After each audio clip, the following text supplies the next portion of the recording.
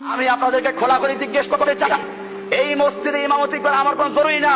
আমার মুসল্লিরা যদি আমাকে না চায়, একদিনও থাকতে রাজি না। আপনারা কি চান যে আমি মসজিদ ছেড়ে চলে যাই? কে কে চান? কে কে চান হাত উঠান। না না, আমি থাকবো না, এটা কে কে চান? এই মসজিদে থাকবো না। এইখানে কমিটির সেক্রেটারি, কমিটির সভাপতি এরা বলেছে আমি যতদিন মসজিদে থাকবো অতদিন নাকি তারা মসজিদে কোনো কাজ করবে না। মসজিদের 7.5 লাখ টাকা উঠে দিয়েছে এখানে। মসজিদের দোতলার আরেক তলা 3.5 তলার কাজ হয়ে রয়েছে ছাদ করার জন্য, ছাদ করে নাই তারা।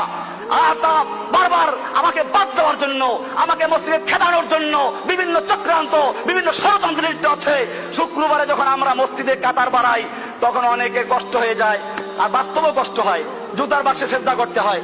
অনেকে বলে এটা, এখন এটা কি দোষটা কি আমার না যেই কমিটি মসজিদের টাকা উঠে দিয়েছে 1 বছর আগে, তারপরেও মসজিদের কাজ না করে ইমাম সাহেবকে খেলাবার জন্য, ইমামকে বাদ দেওয়ার জন্য, যে ইমাম তাদের গোলামি করে না, যে ইমাম তাদের কথাবার্তা উঠা বসা করে না, যে ইমাম তাদেরকে তোয়াজ করে না, যে ইমাম তাদের বাসায় গিয়ে ধর্ণা দেয় না, এই কারণে ইমামকে বাদ দিতে চায় অমুসলমান জাতি। আমি জিজ্ঞেস করতে চাই, সেই কমিটি তোমরা মানো কিনা?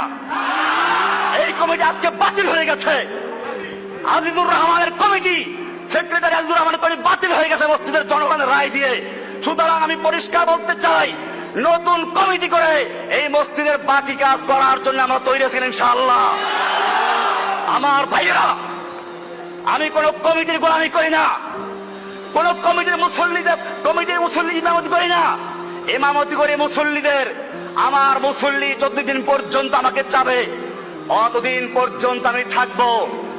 আর যদি আমার মুসল্লিরা বলে না আপনাকে এখন আর দরকার নেই, আমি সেদিন আসসালামু আলাইকুম বলে চলে যাবে, 1 মুহূর্ত থাকবো না ইনশাআল্লাহ।